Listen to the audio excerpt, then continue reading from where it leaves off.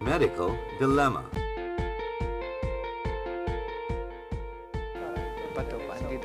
Welcome back to Medical Dilemma.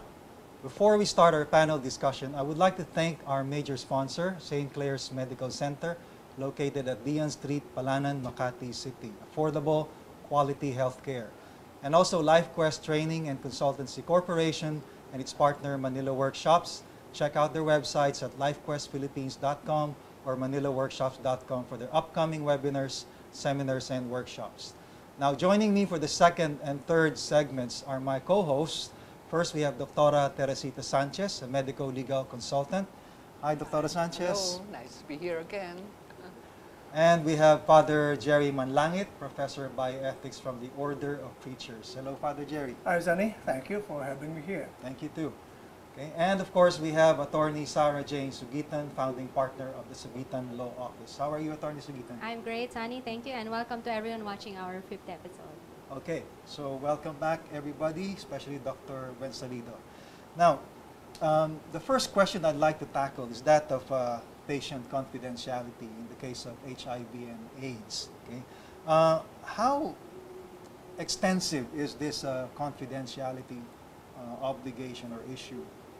Let's take it from the perspective of law first. Yes, Sunny, under Republic Act 8504, the medical workers, practitioners who are treating or who have diagnosed an HIV positive or a person afflicted with AIDS is under strict confidentiality, meaning they cannot disclose that situation to a third party, and the only persons authorized to disclose that situation is the person himself or herself, the parent or guardian of the minor, kung minor yung na-diagnose na may HIV or AIDS, and or guardian, so kung mentally incapacitated yung HIV-afflicted person.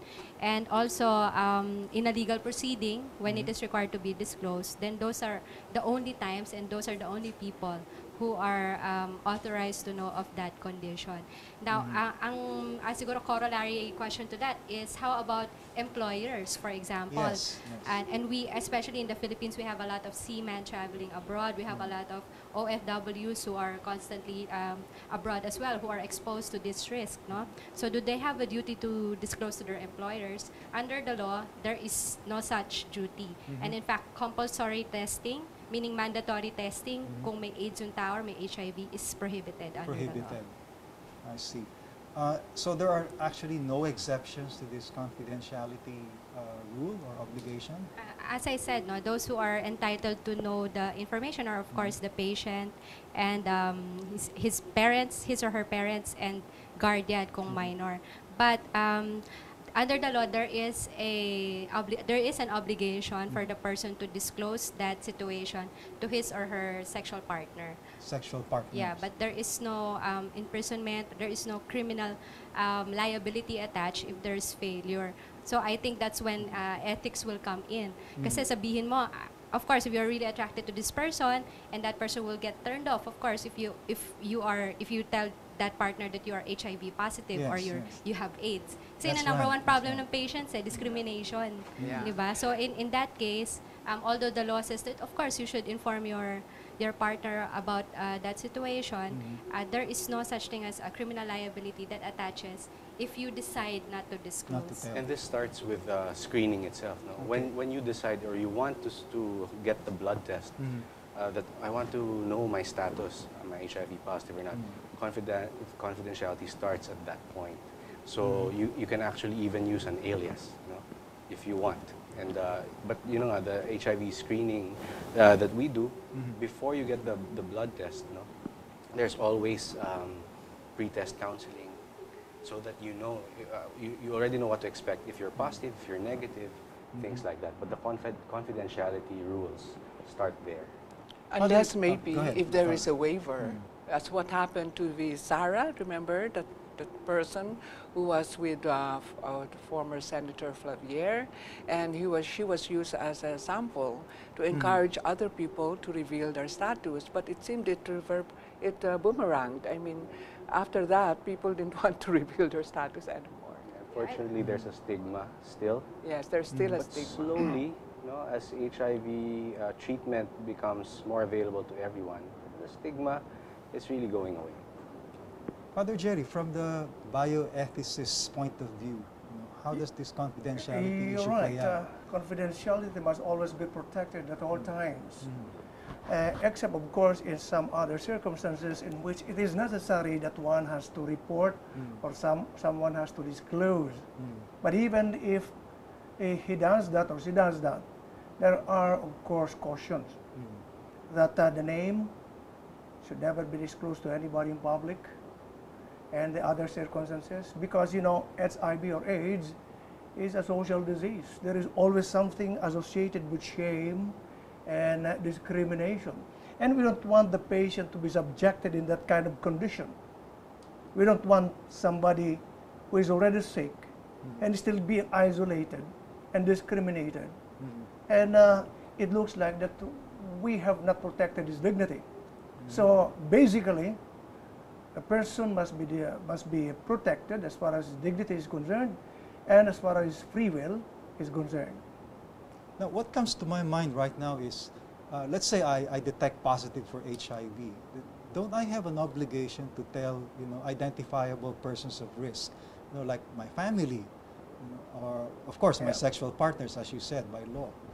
Yes, there is. There is an ethical obligation on your part. May not be legal, but ethical obligation on your part, because you are actually enter into some risky situation in which even your loved ones will also be at risk. If you love your loved ones, then you do not subject him into that particular situation, just like anyone else who is responsible in the society. A policeman will always give you some caution. Oh, don't enter there, you might fall there. There is danger there. Or anyone else on the street, don't walk over there, you're going to fall. So that's a simple ethical duty on a person who is responsible. In this case, a patient himself. If he is responsible enough, then he should have that ethical duty to tell that in fact he will be or she will be at risk if I engage myself in such sexual behavior. Although in our HIV AIDS Dr. law, it explicitly says there that the patient, the HIV-infected patient, is obliged to tell his sexual partner.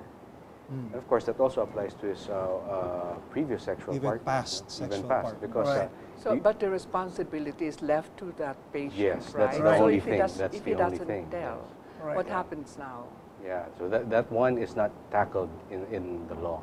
Yeah, But- they're and that quiet goes about to the ethics of the matter. Yeah, Right. that Are doctors obliged to encourage or counsel patients to actually do this, to disclose it to their loved ones? yes, because it's a public health issue, and we know that it's a communicable disease, and it can be transmitted to other people. So that's one of the things that we counsel. So compared to other patients, wherein we sometimes just talk to them for 15 minutes, 10 minutes, for HIV/AIDS patients, we take more than that because we tackle a lot of things. It's not a simple matter. I But see. let Yes, me Dr. clarify Mm. about the communicability of that Yes. disease. In other words, how can it be communicated or transferred to another? Yes, How so- can you infect another person? So you can infect another person if you're HIV infected through sexual contact, unprotected, through needle sharing or body fluid sharing, usually needles. If someone is an IV drug user, for example, blood transfusion in the past, but these days we screen blood now for HIV. But some nakakalusot ata yun Yeah, pa eh, sometimes. especially in developing countries, no. But maybe in some parts of the country, but in most hospitals these days, blood is screened for HIV now, and the last is from mother to child. Doc, you said transmission of exchange of bodily fluids. How about kissing? So When you except Yeah, for kissing, saliva. no. Except it should for be saliva. intimate. It should be sexual French in nature. kissing. No, not even. Not even. Yeah. Kasi nga, as you said, Father, it's a social disease. Yeah. So when, I think ako then, if I find that someone, you're riding within the bus or the train has HIV or AIDS, automatically you distance yourself. You think that if he speaks or he coughs or she coughs, you will be also infected with the disease. So it's not, it's a common misconception. So it's good that we need to inform the public that it's only through sexual contact, a blood transfusion or prenatal. If the mother is an HIV positive Yeah. carrier, you can pass that on to the baby. In the past, there was even misconception where when you use the toilet, and Safe. of that was used by an HIV patient, you would get it, but no, you don't. No? Just those things that we did talk about. Going back to mandatory testing, why can we not implement that? The policy of the law seems to be to uphold the dignity of the person, as Father said, to respect the privacy of the person, and at the same time to encourage the patient to seek treatment. Kasi the tendency, the human nature dictates that we'd rather keep that to ourselves, or we'll keep it secret. Kasi nga, then I think if not 90% of the cause is through sexual contact. So it means that you are promiscuous and therefore etc. So there's a balloon of negative social stigma that is attached to it. Although of course when you trace it, that isn't the case all the time, no. But still, as you said, we do not.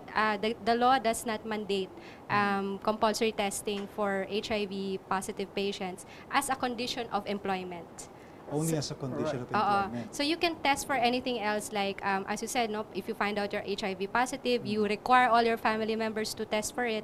That's allowed under the law. However, if you are an employer, then you will discriminate against HIV positive persons or AIDS unless you have grounds to do so. For example, the nature of the work requires, Like kasi in may sex hospital, you're a workers surgeon, right? abroad there are registered sex workers. So if the nature of your job is sexual contact and you will contaminate your customer, then you are obliged to undergo mandatory testing. But that's not the case under the law. We don't have such a thing as registered sex workers. So Can you not Can I argue ask- that testing is for the protection of the majority's interests?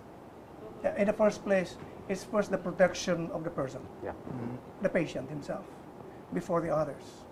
Yeah, the basic bioethical principle in not requiring or making it mandatory is autonomy. So you maintain the patient's autonomy. So that's basically the main principle behind that. There are certain drugs that can be used, no, for this treatment of this disease, no. But it's unlike TB, where after a certain point in time, like 2 months taking regularly the drug, you don't get infected anymore. What about with this drug? Yeah, so basically, antiviral. these usually when we give medications for HIV patients, these are minimum of 3 drugs, and these drugs are very effective. Once your viral load or the virus, how much virus you have in the blood, is very low, then you can hardly infect other people. Very, very low risk. Even to with infect. sexual intercourse? Even with It's sexual not always, intercourse? It doesn't follow that just because you had 1 or 2 that you Yeah. will get infected. Is No, that yes, correct? that's true. Even when you have sex with an HIV-infected patient, there's a less than 1% chance that you can.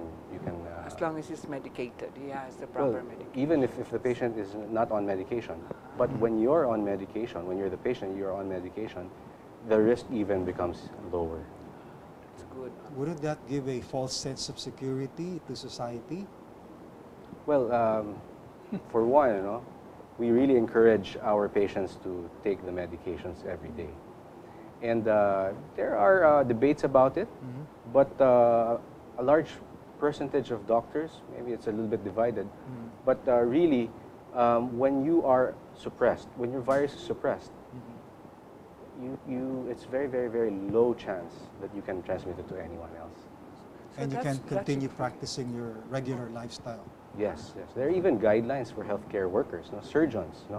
There are, of course, just when your virus levels are very low, then you can continue to practice. Okay. For example, put your hands inside the chest of a patient. But during your follow-up with your HIV doctor, if your virus is above a certain level, like more than 500, for example, All right. I'm You sorry can, to interrupt the discussion, but it's time for another commercial break. Don't touch the dial. We'll be right back. Thank you so much.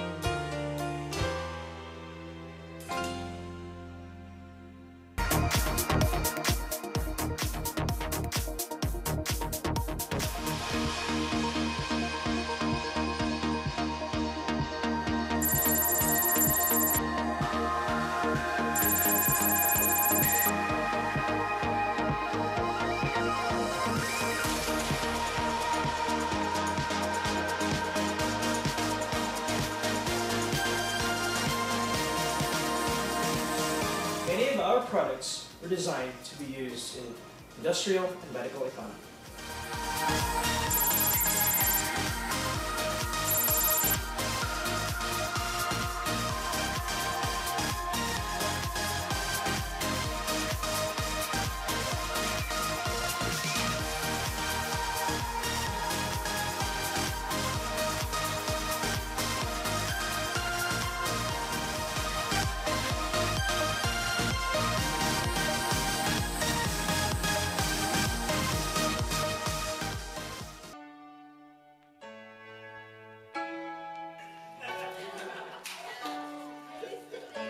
So if I were you, I would be a lot more careful about what comes out of my mouth, especially in such a place where anything can spread like wildfire. Why when you share something to a public, you find that experience, and that experience so rich it could change other people. Okay?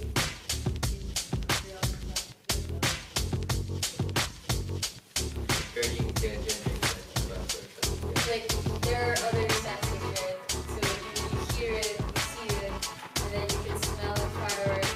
Now, would it be okay by asking you're already practicing You need a word here what needs to be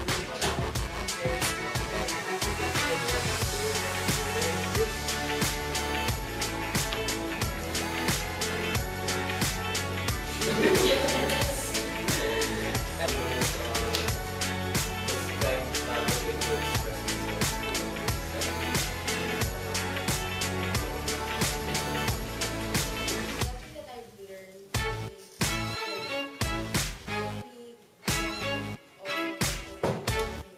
words can inspire and words can destroy. Choose yours. Okay?